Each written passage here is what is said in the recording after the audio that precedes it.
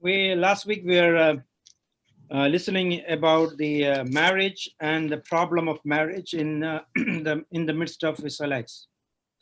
ಕಳೆದ ಸಮಯದಲ್ಲಿ ನಾವು ಇಸ್ರಾಯೇಲರ ಮಧ್ಯದಲ್ಲಿ ವಿವಾಹ ಮತ್ತು ವಿವಾಹದಿಂದ ಉಂಟಾಗುವಂತ ಸಮಸ್ಯೆಗಳ ಕುರಿತು ನಾವು ಕೇಳುತ್ತಾ ಇದ್ದೆವು.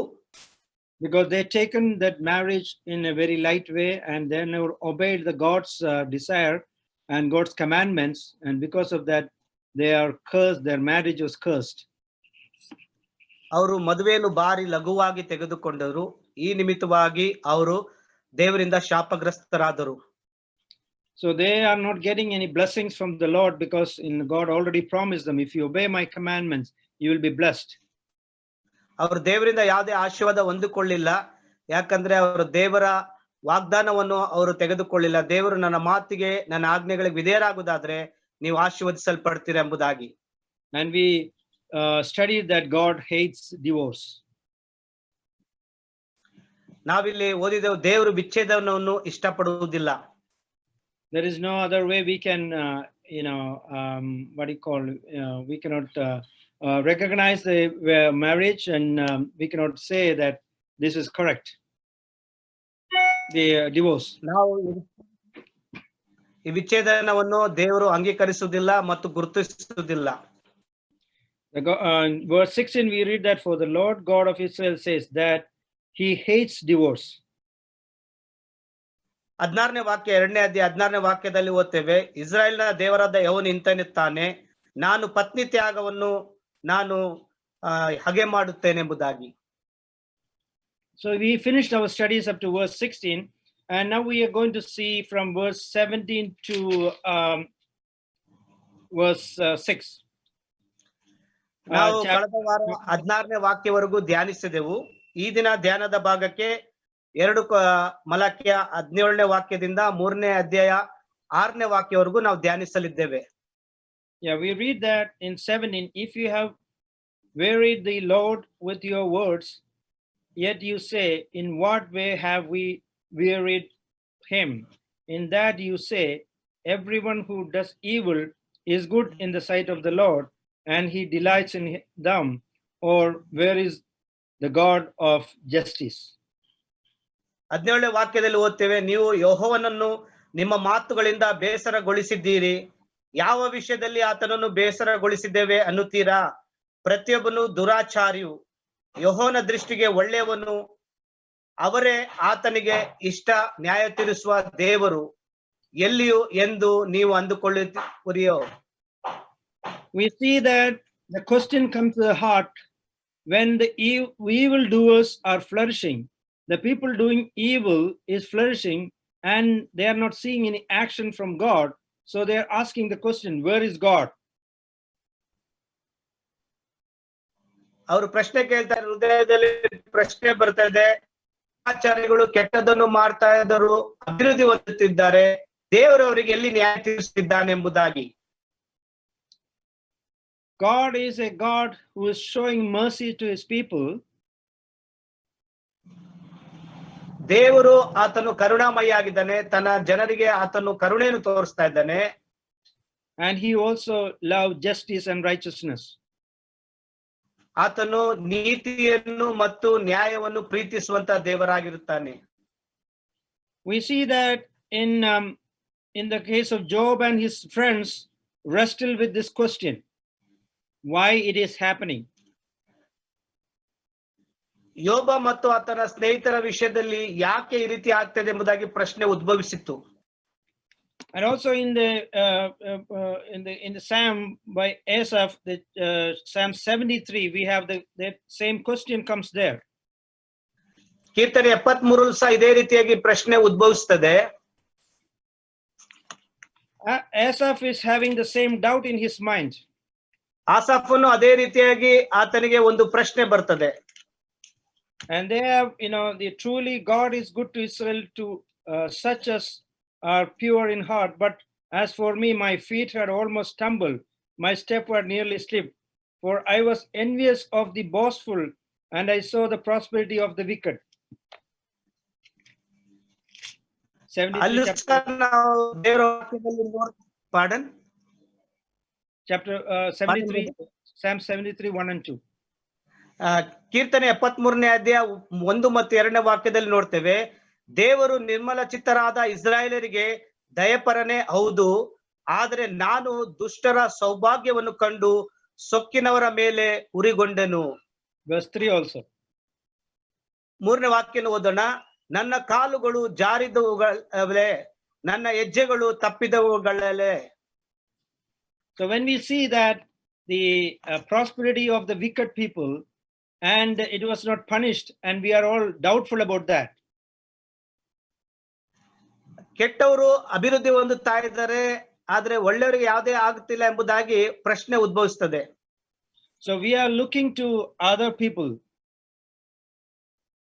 ನಾವು ಇತರ ಜನರಿಗೋಸ್ಕರ ನೋಡ್ತಾ ಇದ್ದೇವೆ.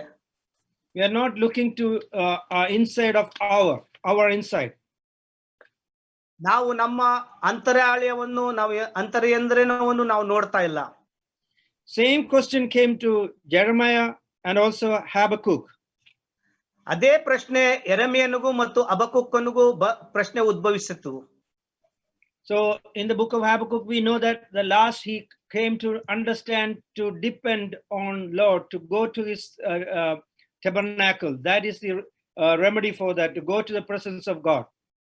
ಹಬಕ್ಕೂಕನಿಗೂ ಅದೇ ರೀತಿಯಾಗಿ ಪ್ರಶ್ನೆ ಬಂದಾಗ ಕೊನೆಗೆ ಆತನು ದೇವರ ಹತ್ರ ಹೋಗ್ಬೇಕೆಂಬುದಾಗಿ ತೀರ್ಮಾನಿಸಿದನು. So but Israelites at that time, they're not recognizing that how they live. ಇಸ್ರಾಯೇಲರು ಇದನ್ನು ಗುರುತಿಸ್ತಾ ಇಲ್ಲ, ತಾವು ಯಾವ ರೀತಿಯಾಗಿ ಜೀವಿಸಬೇಕೆಂಬುದಾಗಿ. As they are living in this type of life, how can God bless them? ಈ ರೀತಿಯಾಗಿ ದುರಾಚಾರ ಜೀವಿತವನ್ನು ಜೀವಿಸುತ್ತಿರುವಾಗ ದೇವರು ಯಾವ ರೀತಿಯಾಗಿ ಅವರನ್ನು ಆಶೀರ್ವದಿಸ್ತಾರೆ? They were divorcing their wives. ತಮ್ಮ ಹೆಂಡತಿಯರಿಗೆ ಅವರು ಪತ್ನಿ ತ್ಯಾಗ ಮತ್ತು ವಿಚ್ಛೇದನ ಮಾಡುತ್ತಾ ಇದ್ದರು. Marrying pagan women. ಅನ್ಯ ಜನರಿಗೆ ಮದುವೆ ಆಗ್ತಾ ಇದ್ದರು. Offering defiled sacrifices. ದೋಷಪೂರಿತವಾದ ಯಜ್ಞಗಳನ್ನು ಸಮರ್ಪಿಸ್ತಾ ಇದ್ದರು. And robbing God of tithes and offerings. ದಶಮಾಂಶಗಳನ್ನು ಕಾಣಿಕೆಗಳನ್ನು ಕದ್ದುಕೊಳ್ಳುತ್ತಾ ಇದ್ದರು. And complaining about having to serve the Lord. ದೇವರ ವಿರುದ್ಧವಾಗಿ ಅವರು ಕಂಪ್ಲೇಂಟ್ ಮಾಡ್ತಾ ಇದ್ರು. So that's type of people, they are asking why they are not blessed. ಇಂಥ ಜನರು ನಾವು ಯಾಕೆ ಆಶೀರ್ವದಿಸಲ್ಪಟ್ಟಿಲ್ಲ ಎಂಬುದಾಗಿ ದೇವರಿಗೆ ಪ್ರಶ್ನೆ ಕೇಳುತ್ತಾ ಇದ್ದರು. So if God bless them, that means God is approving their sins. ದೇವರವರನ್ನು ಆಶೀರ್ವದಿಸ್ತಾ ಇದ್ರೆ ದೇವರು ಅವರ ಪಾಪಗಳನ್ನು ಅವರು ಸ್ವೀಕರಿಸ್ತಾ ಇದ್ದಾರೆ ಎಂಬುದಾಗಿ. So Jews doesn't need justice, but they need mercy from God. ಅವರಿಗೆ ನ್ಯಾಯ ಬೇಕಾಗಿಲ್ಲ, ಅವರು ದೇವರಿಂದ ಕರುಣೆ ಬೇಕಾಗಿದೆ. So they're asking, where is the God of justice? ಅವರು ನ್ಯಾಯ ತೀರಿಸುವಂತ ದೇವರು ಎಲ್ಲಿದ್ದಾನೆ ಎಂಬುದಾಗಿ ಪ್ರಶ್ನೆ ಕೇಳುತ್ತಾ ಇದ್ದಾರೆ. And people in this world also asking, where is God of justice? Why it is happening? ಅದೇ ರೀತಿಯಾಗಿ ಈ ಲೋಕದ ಜನರು ಸಹ ದೇವರು ಎಲ್ಲಿದ್ದಾನೆ ಎಂಬುದಾಗಿ ಪ್ರಶ್ನೆ ಕೇಳುತ್ತಾ ಇದ್ದಾರೆ. Because if God's justice is to punish the sin. ದೇವರ ನ್ಯಾಯ ಪಾಪಗಳನ್ನು ಮಾಡುವವರಿಗೆ ಅವರಿಗೆ ನ್ಯಾಯ ತೀರಿಸುವುದು ಮತ್ತು ಶಿಕ್ಷಿಸುವುದು. If God do his justice, nobody can stand in front of him. ಆತನ ನ್ಯಾಯ ಮುಂದೆ ಯಾರು ಸಹ ನಿಲ್ಲಕ್ಕೆ ಸಾಧ್ಯವಾಗುವುದಿಲ್ಲ. So God is showing his mercy upon us, not his justice. ದೇವರು ನಮ್ಮ ಮೇಲೆ ಆತನ ನ್ಯಾಯವನ್ನು ತೀರಿಸ್ತಾ ಇಲ್ಲ, ಕರುಣೆಯನ್ನು ತೋರಿಸ್ತಾ ಇದ್ದಾನೆ. In our life we can see that God show his mercy upon us. ಅದೇ ರೀತಿಯಾಗಿ ನಮ್ಮ ಜೀವಿತದಲ್ಲೂ ದೇವರು ತನ್ನ ಕರುಣೆಯನ್ನು ತೋರಿಸ್ತಾ ಇದ್ದಾನೆ. There is not one good thing that God can make us his children. ಯಾವುದೇ ಒಂದು ಒಳ್ಳೆ ವಿಷಯದಲ್ಲಿ ದೇವರು ನಮಗೆ ಯಾವುದೇ ಹಿಂತೆಗೆದುಕೊಳ್ಳುತ್ತಾ ಇಲ್ಲ. Because of not our good works, God saved us. ನಾವು ಮಾಡಿದ ಒಳ್ಳೆ ಕಾರ್ಯಗಳಿಂದ ದೇವರು ನಮಗೆ ರಕ್ಷಣೆ ಕೊಡುತ್ತಾ ಇಲ್ಲ. Because he showed his mercy upon us. ಆತನ ಕರುಣೆ ನಿಮಿತ್ತವಾಗಿ ನಾವು ರಕ್ಷಣೆ ಹೊಂದಿದ್ದೇವೆ. So this is by his mercy we are not consumed. Pardon, brother? that is because of his mercy that we are not consumed. We are not died. We are not dead. ಆ, yes. ಆತನ ಕರುಣೆಯಿಂದ ನಾವು ಇನ್ನೂ ನಾಶವಾಗಲಿಲ್ಲ. So he is showing mercy every day in our life. ಆತನು ನಮ್ಮ ಪ್ರತಿಯೊಂದು ದಿನದ ಜೀವಿತದಲ್ಲಿ ಆ ಕರುಣೆಯನ್ನು ತೋರಿಸ್ತಾ ಇದ್ದಾನೆ. And God is answering this question, where is the God of justice in chapter 3?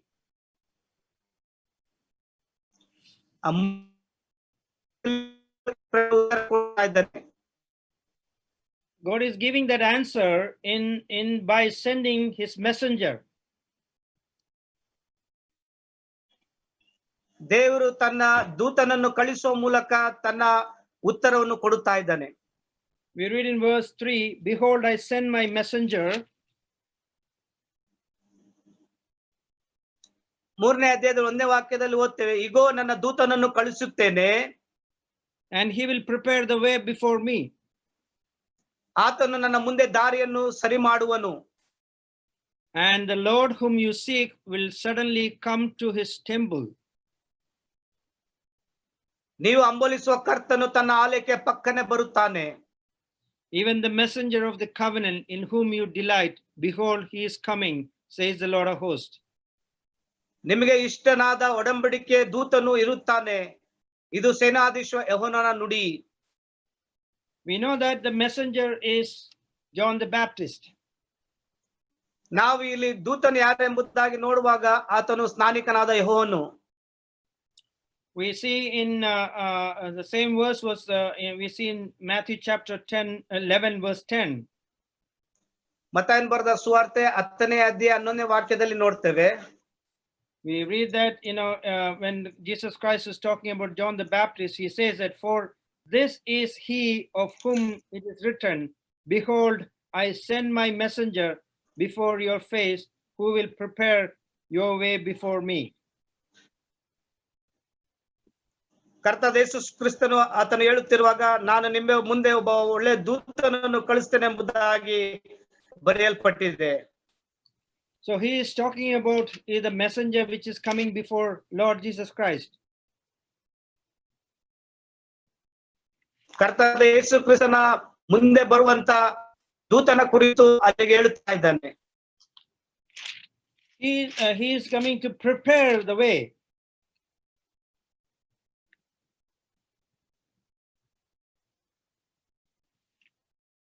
He is coming to prepare the way.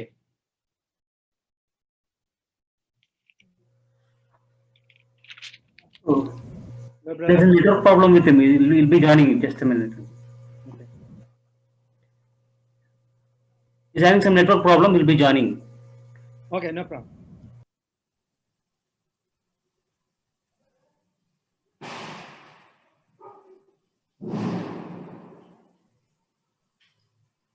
So Raymond will continue till he joins, brother.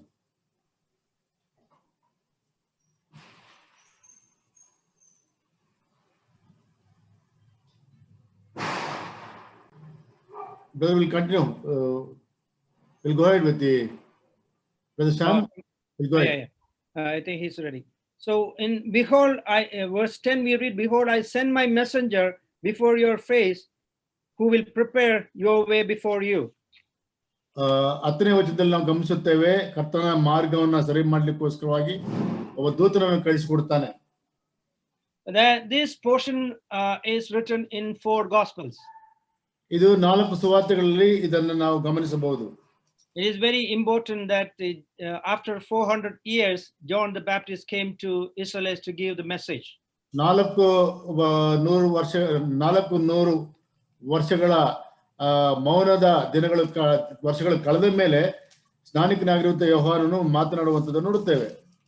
There was a time of darkness in the midst of Israelites. ಅದು ಇಸ್ರಾಯೇಲರ ಒಂದು ಅಂಧಕಾರದ ದಿನಗಳಾಗಿತ್ತು. There was no written message came from God to Israelites. ಆಗಿರುವಂತಹ ಸಂಪರ್ಕವು ದೇವರ ಕಡೆಯಿಂದ ಅವರಿಗೆ ಇರಲಿಲ್ಲ. John have given a unique privilege of ministering at the close of the old dispensation. ಅಂದ್ರೆ ಈ ಒಂದು ಮೌನ ವರ್ಷಗಳ ಕಳೆದ ನಂತರ ಆ ಒಂದು ಡಿಸ್ಪೆನ್ಸೇಷನ್ ಅಂದ್ರೆ ಕಾಲಮಾನವು ಕಳೆದ ಮೇಲೆ ಸ್ನಾನಿಕನಾದ ಯೋಹಾನನು ಆತನು ಮಾತನಾಡಲಿಕ್ಕೆ ದೇವರ ಸಂದೇಶವನ್ನು ಕೊಡ್ಲಿಕ್ಕೆ ಪ್ರಾರಂಭ ಮಾಡುತ್ತಾನೆ. And also he is the one who is so the beginning of the new era, new age. ಅಂದ್ರೆ ಈ ಕೃಪಾ ಕಾಲದ ಪ್ರಾರಂಭದಲ್ಲಿ ಸ್ನಾನಿಕನಾಗಿರುವಂತಹ ಯೋಹಾನನು ಕಾಣಿಸಿಕೊಳ್ಳುವಂತ ನೋಡುತ್ತೇವೆ.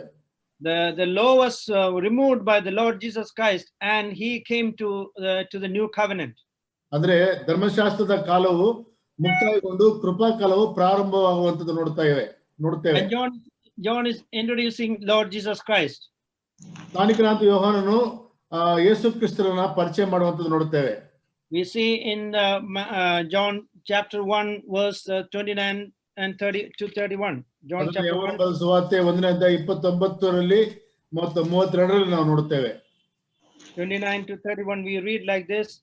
Then the next day John saw Jesus coming toward him and said, "Behold, the Lamb of God who takes away the sin of the world.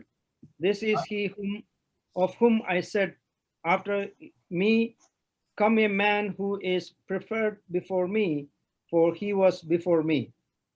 I didn't know him.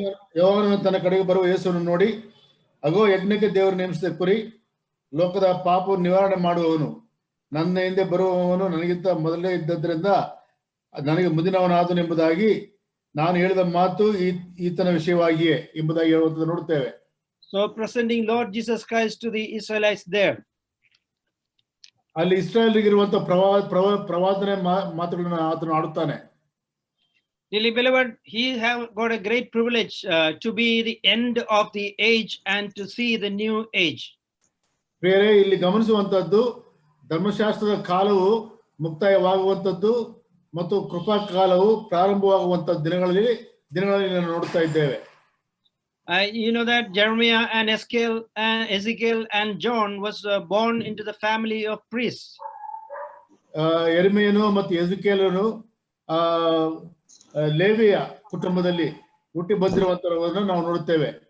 But we see that God is pleased to him to be a prophet. ಅವರನ್ನ ದೇವರು ಪ್ರವಾದಿಗಳನ್ನಾಗಿ ನೇಮಿಸುತ್ತಾನೆ. And he was also a martyr, for he gave his life for the work of God called him to do. ಅವರು ರಕ್ತಸಾಕ್ಷಿಗಳಾಗುವಂತದ್ದನ್ನು ಕೂಡ ನಾವು ನೋಡುತ್ತೇವೆ. We read in Matthew chapter 14 1 to 12. I am not going to read that. ಅದನ್ನ ಮತ್ತಾಯನ ಸುವಾರ್ತೆ 14ನೇ ಅಧ್ಯಾಯದಲ್ಲಿ ನಾವು ನೋಡುತ್ತೇವೆ. And prophet Isaiah also written about John's ministry.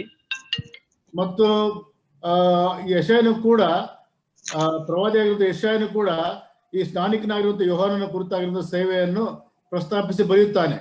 We see in Isaiah chapter 40 verse 3 to 5.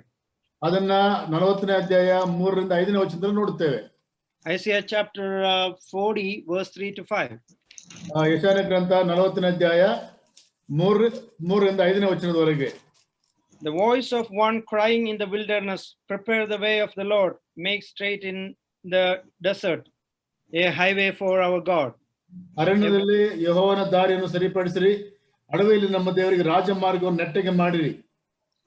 So we see that he was the prophecy was before he come.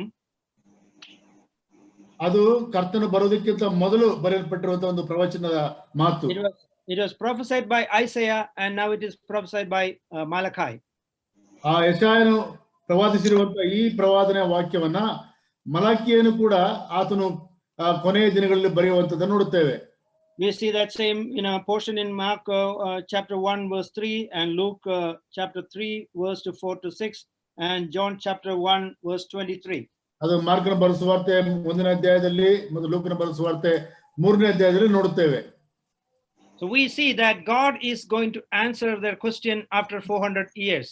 ಅಂದ್ರೆ ದೇವರು 400 ವರ್ಷಗಳ ಮೌನ ಸಮಯಗಳಾದ ಮೇಲೆ ಆತನು ತಿರುಗಿ ಉತ್ತರಿಸುವಂತ ದೇವರಾಗಿದ್ದಾನೆ. They are looking for a king to come. ಅವರು ರಾಜನನ್ನ ಮೆಸ್ಸಾಯನ ಎಂಬುವಂತ ರಾಜನನ್ನ ಅವರು ನಿರೀಕ್ಷಿಸುತ್ತಾ ಇದ್ದಾರೆ. So they prepare the road for the new man to come. ಅದಕ್ಕೋಸ್ಕರವಾಗಿ ಮಾರ್ಗವನ್ನು ಸಿದ್ಧಪಡಿಸಿದ್ದಾರೆ. But Jesus came not as a king at this time. ಆದ್ರೆ ಯೇಸು ಕ್ರಿಸ್ತನು ಒಬ್ಬ ರಾಜನಾಗಿ ಆತನು ಕಾಣಿಸಿಕೊಳ್ಳುತ್ತಾ ಇಲ್ಲ. They were looking for a king, not a savior. ಅವರು ಇಸ್ರಾಯೇಲರು ರಾಜನನ್ನು ಅವರು ನಿರೀಕ್ಷಿಸುತ್ತಾ ಇದ್ದರು, ರಕ್ಷಕನನ್ನು ಅಲ್ಲ. And he was preparing the people to get this way by preaching them to repent. ಯೇಸು ಕ್ರಿಸ್ತನು ಬಂದಂತ ಸಂದರ್ಭದಲ್ಲಿ ಮನುಷ್ಯರು ಪಶ್ಚಾತ್ತಾಪ ಪಡಬೇಕು, ದೇವರ ಕಡೆಗೆ ತಿರುಗಬೇಕೆಂಬುವಂತ ಸಂದೇಶದೊಟ್ಟಿಗೆ ಆತನು ಸೇವೆಯನ್ನು ಪ್ರಾರಂಭ ಮಾಡಿದನು. And they said, baptize in the name, baptize and introduce Jesus to them. ಮತ್ತು ಸ್ನಾನಿಕನಾಗಿರುವಂತ ಯೋಹಾನನು ಈ ರೀತಿಯಾಗಿ ಯೇಸು ಕ್ರಿಸ್ತನನ್ನ ಪರಿಚಯ ಮಾಡಿದನು. So their hearts were prepared to receive Lord Jesus Christ. They were ready to receive Christ. They're prepared. Their heart was prepared by John the Baptist to receive Lord Jesus Christ. ಸ್ನಾನಿಕನಾದಂತ ಯೋಹಾನನು ತನ್ನ ಸಂದೇಶದ ಮುಖಾಂತರವಾಗಿ ಜನರ ಮನಸ್ಸನ್ನ ಯೇಸು ಕ್ರಿಸ್ತನನ್ನು ಅಂಗೀಕರಿಸಿಕೊಳ್ಳಲಿಕ್ಕೆ ಆಗುವಂತ ರೀತಿಯಲ್ಲಿ ಸಿದ್ಧಪಡಿಸಲಿಕ್ಕೆ ಪ್ರಯತ್ನ ಪಡುವಂತದನ್ನು ನೋಡುತ್ತೇವೆ. So they are asking, where is the justice? ಅವರು ನ್ಯಾಯವನ್ನು ಕೇಳುತ್ತಿದ್ದಾರೆ. But we see that Lord Jesus Christ fulfilled that thought on the cross of Calvary. ಆ ಒಂದು ಸಂಗತಿಯನ್ನ ಕರ್ತನಾದ ಯೇಸು ಕ್ರಿಸ್ತನು ಕ್ರೂಜಲ್ಲಿ ಆತನು ನೆರವೇರಿಸುವುದನ್ನು ನೋಡುತ್ತೇವೆ. So he took that punishment of sin on the cross of Calvary and he showed his justice. ಪಾಪದ ಶಿಕ್ಷೆಯನ್ನು ಆತನು ಅನುಭವಿಸುವಂತದ್ದು ನೋಡುತ್ತೇವೆ. So he paid the penalty for the sins of this world. ಆತನು ಪಾಪದ ಶಿಕ್ಷೆಗೆ ಬರಲಿಕ್ಕಿರುವಂತ ಆ ಒಂದು ಸಂಬಳವನ್ನ ಆತನು Calvary ಕ್ರೂಜಲ್ಲಿ ನೆರವೇರಿಸುತ್ತಾನೆ. He came to this world as a lamb for the world, not for Israelites. ಯೇಸು ಕ್ರಿಸ್ತನ ಲೋಕಕ್ಕೆ ಬಂದಿರುವಂತದ್ದು ಇಸ್ರಾಯೇಲ್ರಿಗೋಸ್ಕರವಾಗಿ ಮಾತ್ರವೇ ಅಲ್ಲ, ಎಲ್ಲಾ ಜನರಿಗೋಸ್ಕರವಾಗಿ ಅವರ ಪಾಪಗಳನ್ನು ಹೊತ್ತುಕೊಂಡು ಹೋಗುವಂತ ಯಜ್ಞದ ಕುರಿಯಾಗಿ ಆತನು ಕಾಣಿಸಿಕೊಂಡನು. So he paid that penalty on the cross of Calvary. ಆ ರೀತಿಯಾಗಿ ಕಲ್ವಾರಿ ಕ್ರೂಜಲ್ಲಿ ಆತನು ಪಾಪದ ಸಂಬಳವನ್ನ ಆತನು ತೆತ್ತನು. So they are looking for, where is the God of justice? ಆದರೆ ಇಸ್ರಾಯೇಲರಾದರೂ ಅವರು ದಾಸತ್ವದಲ್ಲಿರುವುದರಿಂದ ಅವರಿಗೆ ದಾಸತ್ವದ ಮುಖಾಂತರವಾಗಿ ಸಿಕ್ಕುವಂತ ನ್ಯಾಯಕ್ಕೋಸ್ಕರವಾಗಿ ಅವರು ಎದುರು ನೋಡುತ್ತಾ ಇದ್ದರು. So because of Calvary, God, both justice and love met together on the cross. Calvary ಕ್ರೂಜಲ್ಲಾದರೂ ಆ ದೇವರ ಒಂದು ನ್ಯಾಯ ತೀರ್ಪು ಮತ್ತು ದೇವರ ಕೃಪೆ ಇವೆರಡು ಕೂಡ ಅಲ್ಲಿ ಸಂಧಿಸುವಂತದನ್ನು ನೋಡುತ್ತೇವೆ. So we can praise God for that. ಅದಕ್ಕೋಸ್ಕರವಾಗಿ ನಾವು ಕರ್ತನನ್ನು ಸ್ತುತಿಸಬೇಕು. Because he showed his mercy, his love upon us. ಆತನು ತನ್ನ ಕೃಪೆಯನ್ನು ನಮ್ಮ ಮೇಲೆ ತೋರಿಸಿದನು. If he is only showing his justice, then we all will be consumed, all will be dead. ಒಂದು ವೇಳೆ ದೇವರು ತನ್ನ ನ್ಯಾಯವನ್ನೇ ವಿಧಿಸುವಂತ ರೀತಿಯಲ್ಲಿ ಕಾಣಿಸಿಕೊಳ್ಳುವುದಾದ್ರೆ ಪಾಪಕ್ಕೆ ಶಿಕ್ಷೆ ಎನ್ನುವಂಥದ್ದು ಆಗಲೇ ನಮ್ಮ ಮೇಲೆಲ್ಲರ ಮೇಲೆ ಬರಬೇಕಾಗಿತ್ತು. And here we see that two comings combined together. The coming of the Lord is combined together. In verse 2 and end of verse 1 and verse 2. ಮಲಕಿ, Malachi. Malachi ಗ್ರಂಥದ 2ನೇ ಅಧ್ಯಾಯದಲ್ಲಿ ಮೊದಲನೇ ಬರೋಣ ಮತ್ತು 2ನೇ ಬರೋಣ ಎರಡು ಕೂಡ ಒಟ್ಟಾಗಿ ಸೇರಿಸಿ ಬರೆಯುವಂಥದ್ದು ನೋಡುತ್ತೇವೆ. Here we see that, but who even the messenger of the covenant in whom you delight. What's brother? Verse 1 in the middle. ಸೇನಾಧೀಶ್ವರನಾಗಿರುತ್ತ ಯೆಹೋವನು ಇಂತೆನ್ನುತ್ತಾನೆ, ನನ್ನ ನಾಮವನ್ನು ಘನಪಡಿಸಬೇಕೆಂಬ ಆಜ್ಞೆಯನ್ನು ನೀವು ಆಲಿಸಿ ಮುಂದಟ್ಟು ಮಾಡಿಕೊಳ್ಳದಿದ್ದರೆ ನಾನು ನಿಮಗೆ ಶಾಪವನ್ನು ಬರಮಾಡುವೆನು. So here, is the one second chapter 3:1 middle. 3:1 ನೀವು ಕರ್ತನು ತನ್ನ ಆಲಯಕ್ಕೆ ಪಕ್ಕನೆ ಬರುವನು, ಆಹಾ ನಿಮಗೆ ಇಷ್ಟವಾದ ಒಡಂಬಡಿಕೆಯ ದೂತನು ಐತರುತ್ತಾನೆ. ಇದು ಸೇನಾಧೀಶ್ವರನ ಯೆಹೋವನ ನುಡಿ. So here we see a messenger is coming, a messenger of covenant. ಇಲ್ಲಿ ಒಬ್ಬ ಸೇನಾಧೀಶ್ವರನಾಗಿರುವಂತ ಯೆಹೋವನ ನುಡಿಯಾಗಿ ಆತನು ಬರುತ್ತಾ ಇದ್ದಾನೆ. So we see a messenger who came to this world is as a messenger who died for us on the cross of Calvary. Then the messenger is coming as a messenger of covenant. ಅಂದ್ರೆ ರಕ್ಷಕನಾದ ಯೇಸು ಕ್ರಿಸ್ತನು ಯೆಹೋವನ ಸೇನಾಧೀಶ್ವರನಾಗಿರುವಂತ ನುಡಿಯ ರೀತಿಯಲ್ಲಿ ಆತನು ಬರುವಂತದ್ದು ಮತ್ತು Calvary ಕ್ರೂಜಲ್ಲಿ ಆತನು ಸಮರ್ಪಿಸಿಕೊಳ್ಳುವಂತದ್ದು ನೋಡ್ತಾ ಇದ್ದೇವೆ.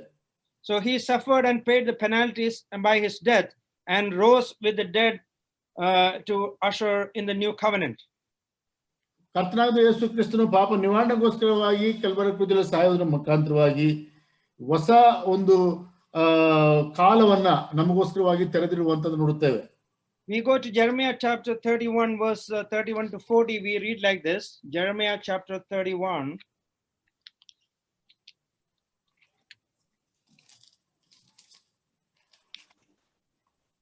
ಯೆರೆಮೀಯನ ಗ್ರಂಥ 31ನೇ ಅಧ್ಯಾಯ.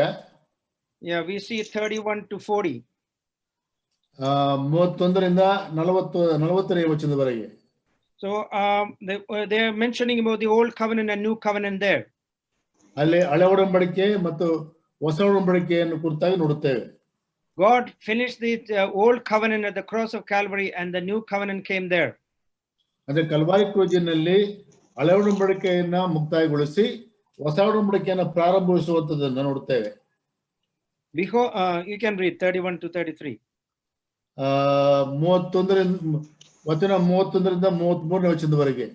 ಯೆಹೋವನು ಇಂತೆನ್ನುತ್ತಾನೆ, ಈಗ ನಾನು ಇಸ್ರಾಯೇಲ್ ವಂಶದವರಿಗೂ ಯೆಹೂದ ವಂಶದವರಿಗೂ ಹೊಸದಾಗಿರುವ ಒಂದು ಒಡಂಬಡಿಕೆಯನ್ನು ಮಾಡಿಕೊಳ್ಳುವ ದಿನಗಳು ಬರ್ತವೆ. ಈ ಒಡಂಬಡಿಕೆಯು ನಾನು ಇವರ ಪಿತೃಗಳನ್ನು ಕೈ ಹಿಡಿದು ಐಗುಪ್ತ ದೇಶದೊಳಗಿಂದ ಕರೆತಂದಾಗ ಅವರ ಸಂಗಡ ಮಾಡಿಕೊಂಡ ಒಡಂಬಡಿಕೆ ಅಂತದ್ದಲ್ಲ. ನಾನು ಅವರಿಗೆ ಪತಿಯಾಗಿದ್ದರೂ ಆ ನನ್ನ ಒಡಂಬಡಿಕೆಯನ್ನು ಅವರು ಮೀರಿದರಷ್ಟೇ. ಯೆಹೋವನು ಇಂತೆನ್ನುತ್ತಾನೆ, ಆ ದಿನಗಳು ಬಂದ ಮೇಲೆ ನಾನು ಇಸ್ರಾಯೇಲ್ ವಂಶದವರೊಂದಿಗೆ ಮಾಡಿಕೊಳ್ಳುವ ಒಡಂಬಡಿಕೆ ಹೀಗಿರುವುದು. ನನ್ನ ಧರ್ಮೋಪದೇಶವನ್ನು ಅವರ ಅಂತರಂಗದಲ್ಲಿ ಇಡುವನು, ಅವರ ಹೃದಯದೊಳಗೆ ಅದನ್ನು ಬರೆಯುವನು. ನಾನು ಅವರಿಗೆ ದೇವರಾಗಿರುವನು, ಅವರು ನನಗೆ ಪ್ರಜೆಯಾಗಿರುವರು ಎಂಬುದೇ.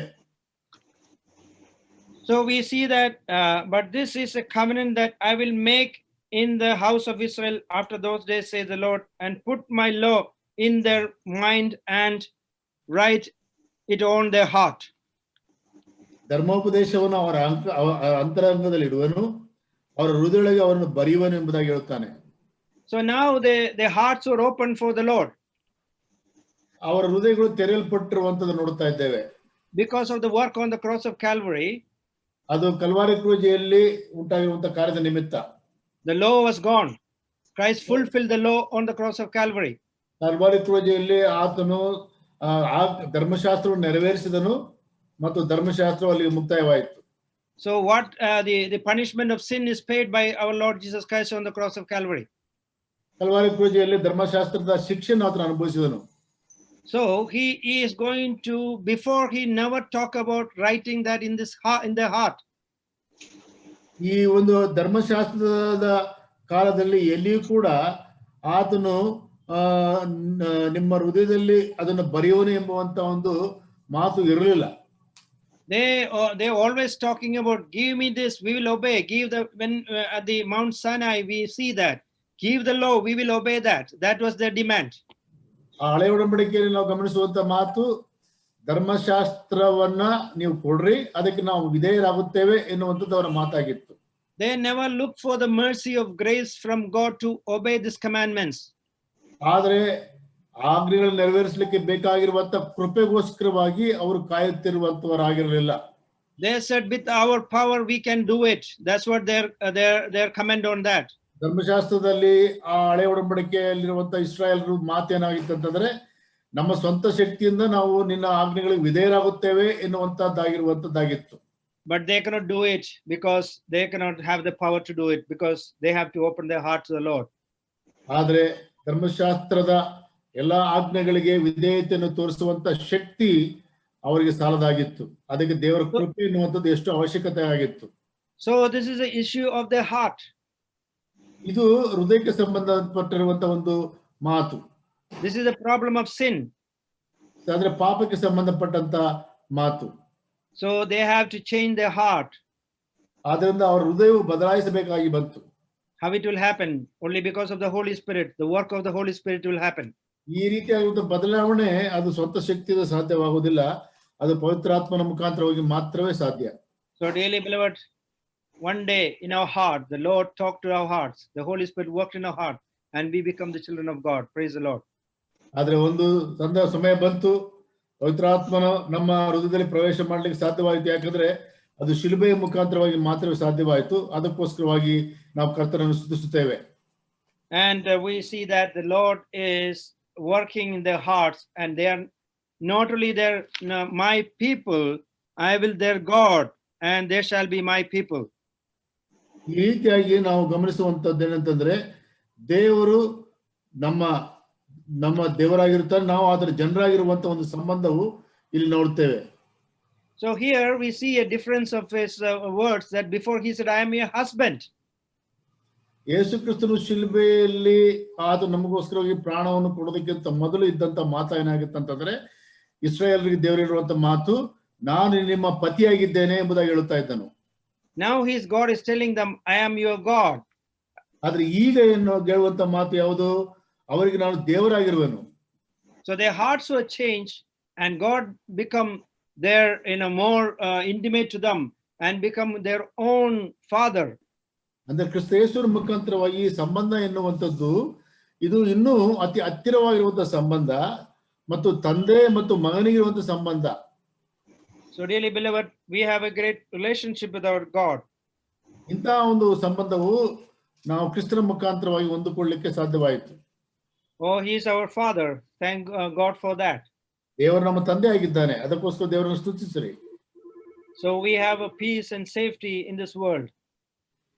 ಈ ಒಂದು ಸಂಬಂಧದಿಂದ ಬರುವಂತಹ ಒಂದು ಸಂರಕ್ಷಣೆ ನಮಗೆ ಈ ಲೋಕದಲ್ಲಿದೆ. So when we come down, we see that verse 3, we come to see that people. ಮತ್ತು 3ನೇ ವಚನಕ್ಕೆ ನಾವು ಬರುವಾಗ ನಾವು ನೋಡುವಂತದ್ದು ಏನಂದ್ರೆ,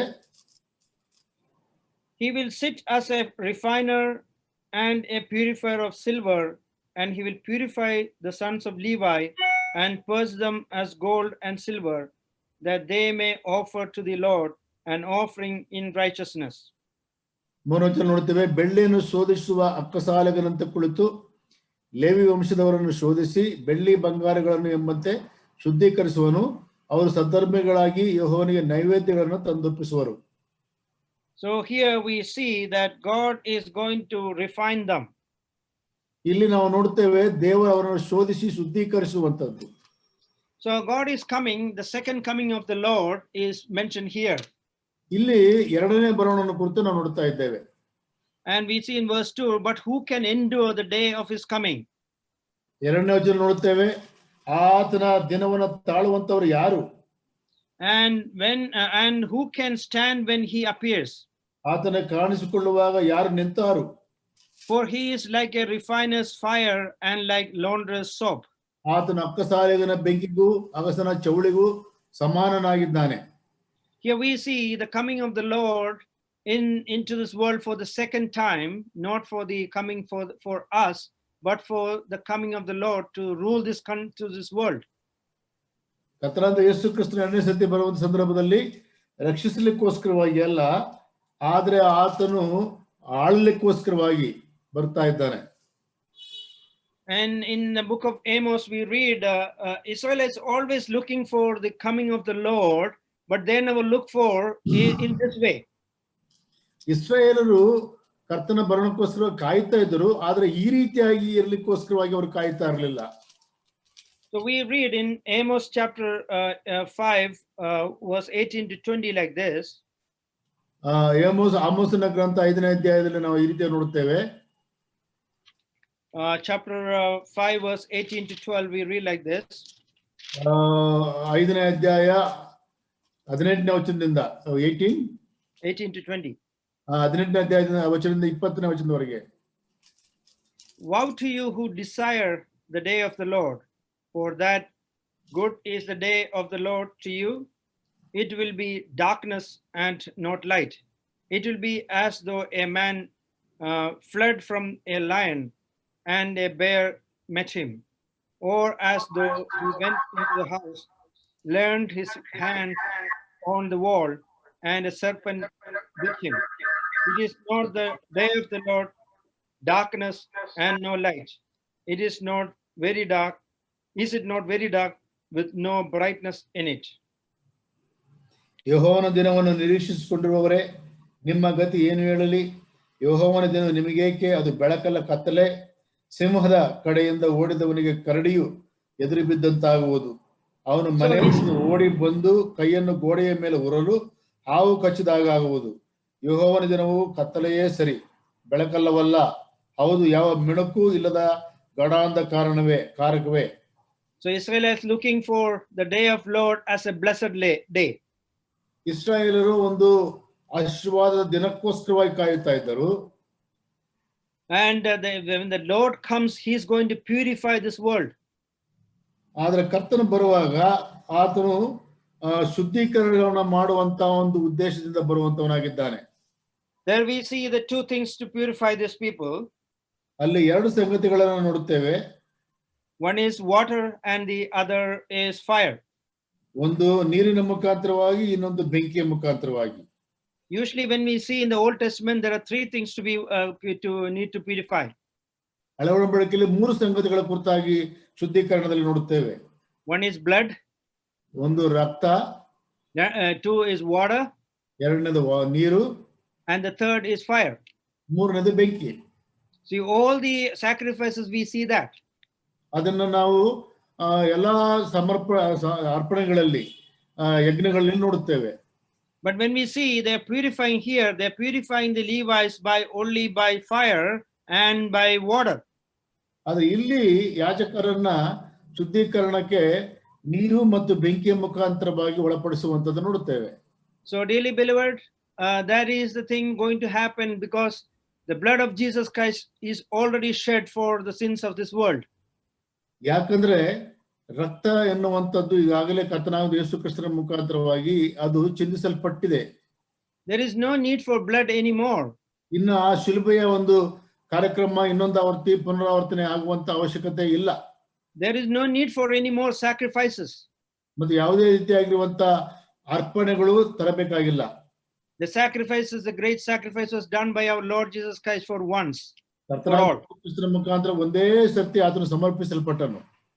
So dearly beloved, we know that when God comes to rule this country, he will punish all the sinners. ಅದು ಈ ಸರ್ತಿ ಕರ್ತನಾದ ಯೇಸು ಕ್ರಿಸ್ತ ಎರಡನೇ ಸರ್ತಿ ಬರುವಾಗ ಆತನು ನ್ಯಾಯ ತೀರಿಸಲಿಕ್ಕೋಸ್ಕರವಾಗಿ ಅಥವಾ ಅದರ ಮುಖಾಂತರವಾಗಿ ಶಿಕ್ಷಿಸಲಿಕ್ಕೋಸ್ಕರವಾಗಿ ಆತನು ಬರಲಿಕ್ಕಿದ್ದಾನೆ. So they are looking forward for a king to rule them with all the blessings. ಆದ್ರೆ ಇಸ್ರಾಯೇಲರು ಆ ಎರಡನೇ ಬರೋಣ ಎನ್ನುವಂಥದ್ದು ಕರ್ತನಾದ ಯೇಸು ಕ್ರಿಸ್ತನ ಬರುವಂತದ್ದು ಕೇವಲ ರಾಜನಾಗಿ ಮತ್ತು ಆಳ್ವಿಕೆಗೋಸ್ಕರವಾಗಿ ಮಾತ್ರವೇ ಎಂಬುದಾಗಿ ಆಗ ಅವರು ನಿರೀಕ್ಷಿಸಿಕೊಂಡಿದ್ದರು. So when Lord Jesus came for the second time to this world to rule this country, to rule this world, there will be punishment for the sinners. ಆದ್ರೆ ಕರ್ತನಾದ ಯೇಸು ಕ್ರಿಸ್ತ ಎರಡನೇ ಸತಿ ಬರುವಾಗ ರಕ್ಷಣೆಗೋಸ್ಕರವಾಗಿ ಅಲ್ಲ, ಶಿಕ್ಷೆಗೋಸ್ಕರವಾಗಿ ಪಾಪವನ್ನ ಆತನು ನ್ಯಾಯ ತೀರಿಸಲಿಕ್ಕೋಸ್ಕರವಾಗಿ ಬರುತ್ತಾನೆ. He is going to purify the Israelites. ಆತನು ಇಸ್ರಾಯೇಲರನ್ನು ಶುದ್ಧೀಕರಿಸಲಿಕ್ಕೋಸ್ಕರ ಬರ್ತಾ ಇದ್ದಾನೆ. He is going to purify this world. ಮತ್ತು ಈ ಲೋಕವನ್ನು ಕೂಡ ಶುದ್ಧೀಕರಿಸಲಿಕ್ಕೆ ಬರ್ತಾ ಇದ್ದಾನೆ. And they are going to this new world anyway, to the millennium. That's right. 1000 ವರ್ಷ ಆಳ್ವಿಕೆ ಪ್ರಾರಂಭಕ್ಕಿಂತ ಮೊದಲು ಕೂಡ ಈ ಕಾರ್ಯಕ್ರಮ they are looking forward for that only, but they are not looking forward what is going to happen. ಆದ್ರೆ ಅವರು 1000 ವರ್ಷ ಆಳ್ವಿಕೆ ಅಂದ್ರೆ ಕ್ರಿಸ್ತನ ರಾಜ್ಯಕ್ಕೋಸ್ಕರ ಇದು ನೋಡುತ್ತಿದ್ದಾರೆ ಅಷ್ಟೇ ಹೊರತು ಆದ್ರೆ ಈ ಶಿಕ್ಷೆ ಎನ್ನುವಂಥದ್ದು ಅವ್ರು ಇದು ನೋಡ್ತಾ ಇರಲಿಲ್ಲ. So dearly beloved, we are also looking forward for the coming of the Lord in the mid-air.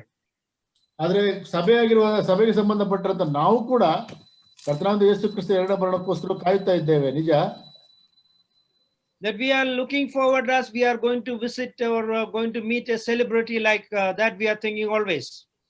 ಮತ್ತು ಆತನ ಬರುವಾಗ ಆತನೊಟ್ಟಿಗೆ ಸದಾಕಾಲ ನಾವು ಇರುತ್ತೆ ಎನ್ನುವಂತ ನಿರೀಕ್ಷೆಯಲ್ಲಿ ನಾವು ಕಾಯುತ್ತಾ ಇದ್ದೇವೆ. But there is another thing we have to note in our mind, in our hearts. ಆದ್ರೆ ಇನ್ನೊಂದು ಕೂಡ ನಾವು ಗಮನಿಸಿಕೊಳ್ಳಬೇಕು. After that we are also all have to stand before the judgment seat of Christ. ರಕ್ಷಣೆ ಹೊಂದಿದಿರುವಂತವರು ಎತ್ತಲ್ಪಟ್ಟ ಮೇಲೆ ಕ್ರಿಸ್ತನ ನ್ಯಾಯಾಸನದ ಮುಂದೆ ನಾವು ನಿಂತುಕೊಳ್ಳಬೇಕೆಂಬುವಂಥದ್ದನ್ನು ನಾವು ಮರೆಯಬಾರದು. So are you prepared for that to receive the Lord? ಆ ಒಂದು ನ್ಯಾಯಾಸನದ ಮುಂದೆ ನಿಂತುಕೊಳ್ಳಲಿಕ್ಕೆ ನಾವು ಸಿದ್ಧರಾಗಿದ್ದೇವೋ?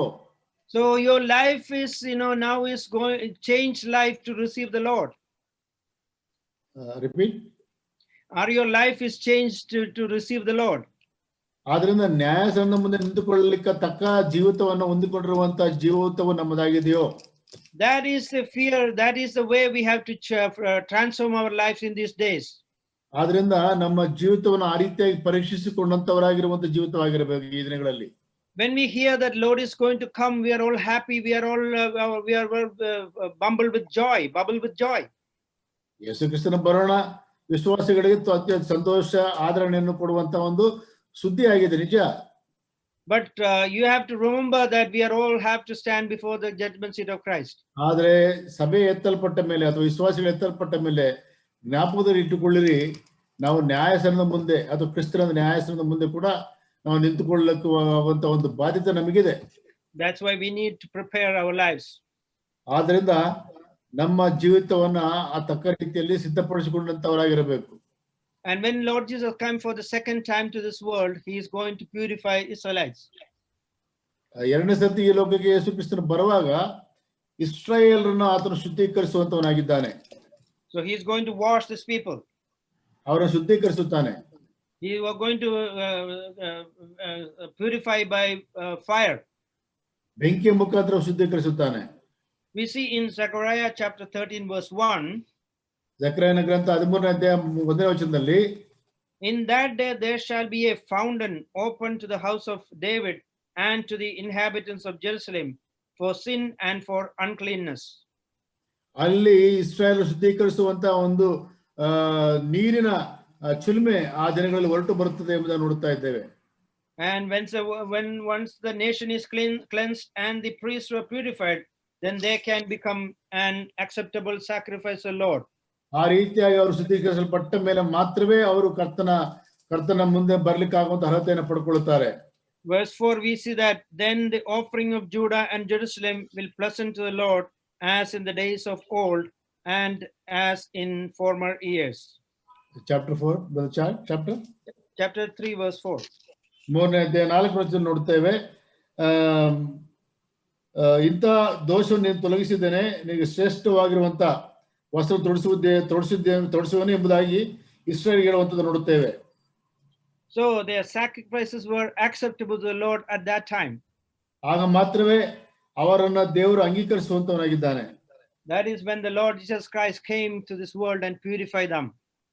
ಆ ಎರಡನೇ ಬರೋಣದಲ್ಲಿ ಈ ರೀತಿಯಾಗಿ ಇಸ್ರಾಯೇಲರನ್ನ ದೇವರು ಶುದ್ಧೀಕರಿಸುತ್ತಾನೆ. So we are the sacrifice of God. Our lives are a sacrifice of the Lord. ನಮ್ಮ ಜೀವಿತದಲ್ಲಿ ದೇವರ ಒಂದು ಸಮರ್ಪಣೆ ನಮಗಿದೆ. We read in Romans chapter 12 verse 1 like this. ರೋಮ ಬರೆದ ಪತ್ರಿಕೆ 12ನೇ ಅಧ್ಯಾಯದಲ್ಲಿ ಈ ರೀತಿ ನೋಡುತ್ತೇವೆ. So we are a living sacrifice. ನಾವು ದೇವರಿಗೆ ಸಜೀವ ಸಮರ್ಪಕವಾಗಿರುವಂತ ಯಜ್ಞವಾಗಿದ್ದೇವೆ. Verse 1, I beseech you therefore, brethren, by the mercies of God, that you present your bodies a living sacrifice, holy, acceptable to God, which is your reasonable service. ಇಲ್ಲಿ ನಾವು ನೋಡುತ್ತೇವೆ, ದೇವರ ಕನಿಕರವನ್ನು ನೆನಪು ತಂದುಕೊಂಡು ನಿಮ್ಮನ್ನು ಬೇಡಿಕೊಳ್ಳುವುದೇನೆಂದರೆ, ನೀವು ನಿಮ್ಮ ದೇಹಗಳನ್ನು ದೇವರಿಗೆ ಮೀಸಲಾಗಿ ಮೆಚ್ಚುಗೆಯಾಗಿರುವ ಸಜೀವ ಯಜ್ಞವನ್ನಾಗಿ ಸಮರ್ಪಿಸಿರಿ. And Romans 6:13 also we read like this, Romans 6:13, and do not present your members of the instruments to unrighteousness to sin, but present yourselves to God as being alive from dead, and your members as instrument of righteousness to God. Romans 6:13.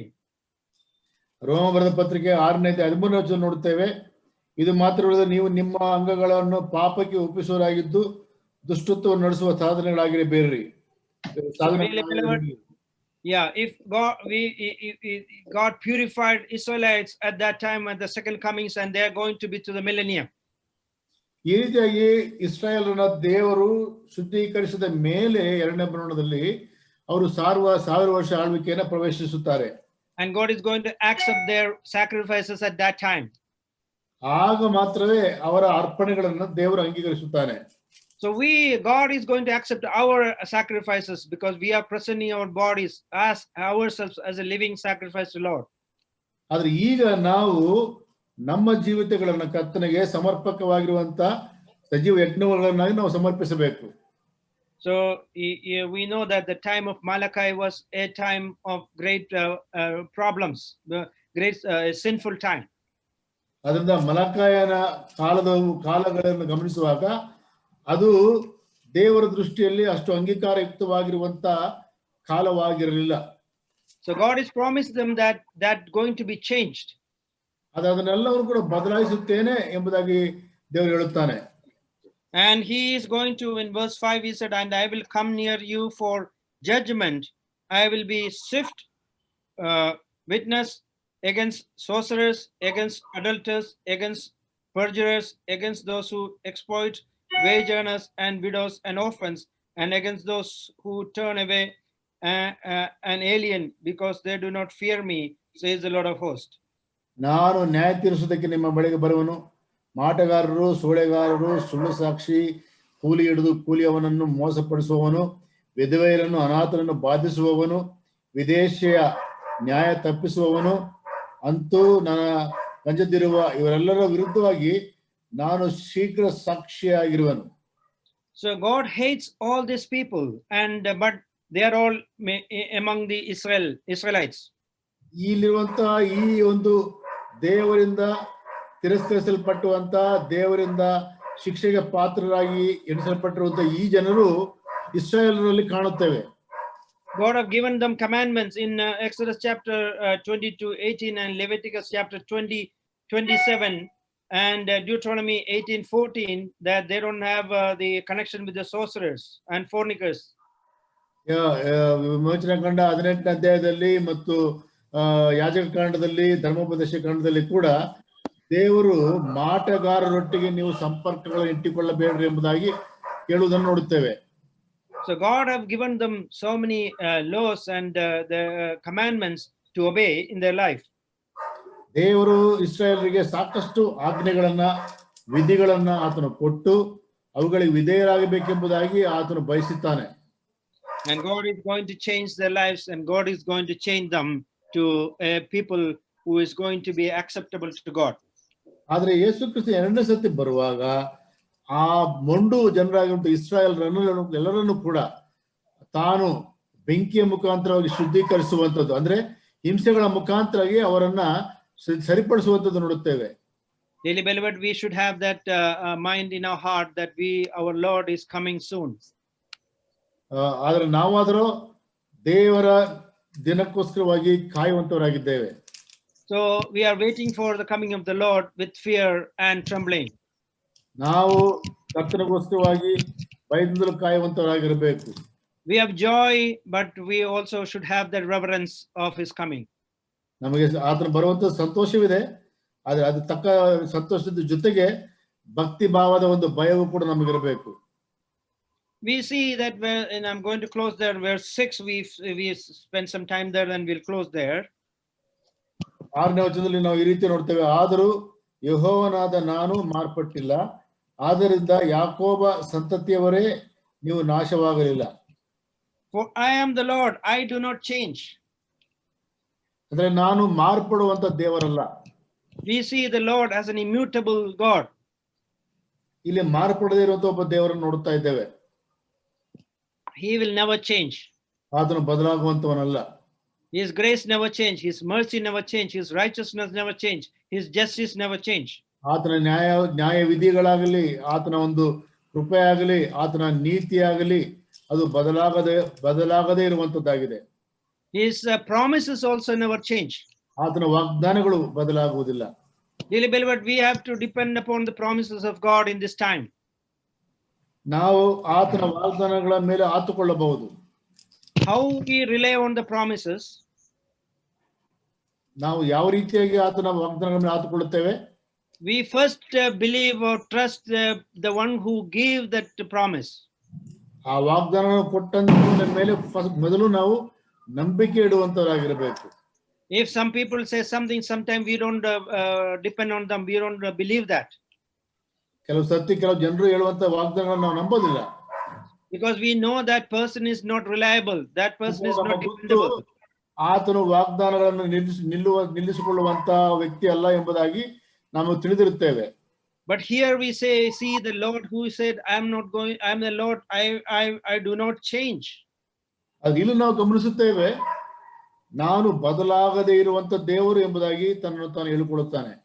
Our God is a God who never changes promises.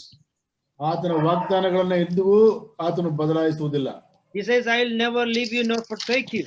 ನಾನು ನಿನ್ನ ಎಂದಿಗೂ ಕೈ ಬಿಡುವುದಿಲ್ಲ ಎಂಬುದಾಗಿ ಹೇಳುತ್ತಾನೆ. He is the Lord who fulfill his promises. ಆತನು ತನ್ನ ವಾಗ್ದಾನಗಳನ್ನು ನೆರವೇರಿಸುವಂತ ದೇವರಾಗಿದ್ದಾನೆ. So really, beloved, we should understand that the promises of God is with us in this time of pandemic. ಆದ್ರಿಂದ ಈ ಒಂದು ಮಹಾಮಾರಿಯ ದಿನಗಳಲ್ಲಿ ಕೂಡ ನಾವು ದೇವರು ತನ್ನ ವಾಗ್ದಾನಗಳನ್ನು ನೆರವೇರಿಸುವಂತವನೆಂಬುವಂತದ್ದಾಗಿ ನಾವು ಜ್ಞಾಪಕದಲ್ಲಿ ಇಟ್ಟುಕೊಳ್ಳಬೇಕು. And our God is the one in 1 John chapter 1:9 we say that faithful and just to forgive our sins.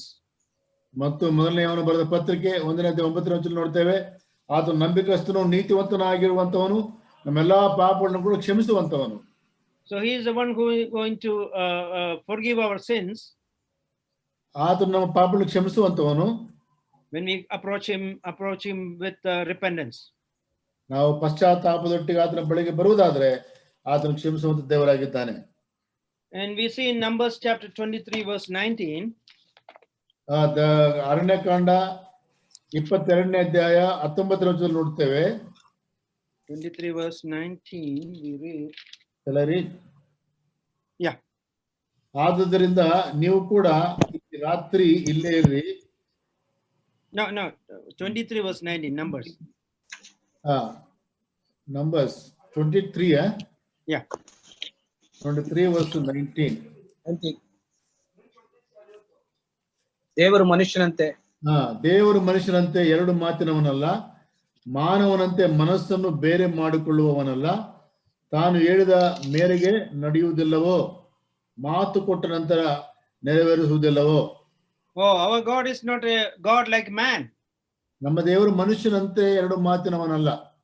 He is the one who never lie. ಮತ್ತು ಎಂದಿಗೂ ಆತನು ಸುಳ್ಳಾಡುವಂತವನಲ್ಲ. He is the one who never repent. ಮತ್ತು ಎಂದಿಗೂ ಕೂಡ ಅದರ ಪಶ್ಚಾತ್ತಾಪ ಪಡುವಂತವನಲ್ಲ. What he said he will do it. ಆತನು ಮಾತು ಕೊಟ್ಟ ಮೇಲೆ ಖಂಡಿತವಾಗಿ ನೆರವೇರಿಸುತ್ತಾನೆ. And or has spoken and will he not make it good. ಆತನು ಹೇಳಿದ ಮೇಲೆ ಅದರ ಮೇರೆಗೆ ನಡೆಯುತ್ತಾನೆ. Dearly beloved, our God is a God who will never change his promises. ಅಂದ್ರೆ ನಮ್ಮ ದೇವರು ಎಂದಿಗೂ ಕೂಡ ತನ್ನ ವಾಗ್ದಾನಗಳನ್ನ ನೆರವೇರಿಸುತ್ತಾನೆ. ಆತನು ಮಾರ್ಪಡುವಂತ ದೇವರಲ್ಲ. So that God is our Lord. ಅದು ನಮ್ಮ ದೇವರ ಒಂದು ಗುಣವಾಗಿದೆ. And we can see in James chapter 1 verse 17. ಯಾಕೋಬನ ಬರೆದ ಪತ್ರಿಕೆ 1:17 ನೋಡುತ್ತೇವೆ. James chapter 1 verse 17.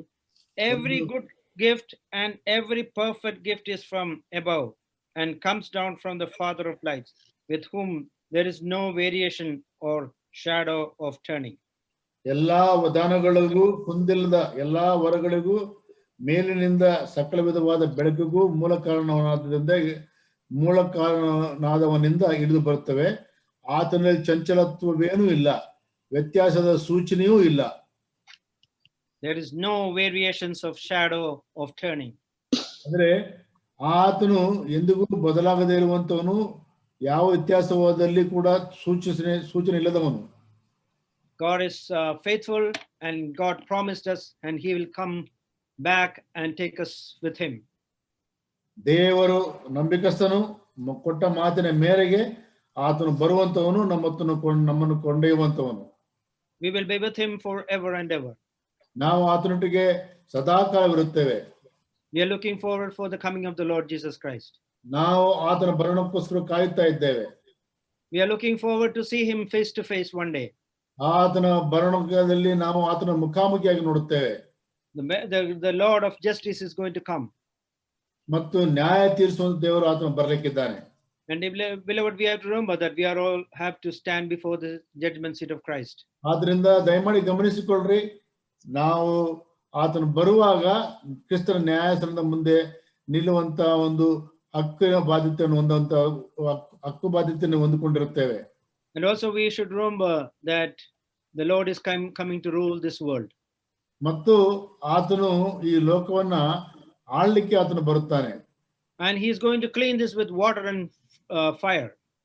ಮತ್ತು ಬೆಂಕಿಯ ಮುಖಾಂತರವಾಗಿ ಆತನು ಈ ಲೋಕವನ್ನು ಶುದ್ಧೀಕರಿಸುತ್ತಾನೆ.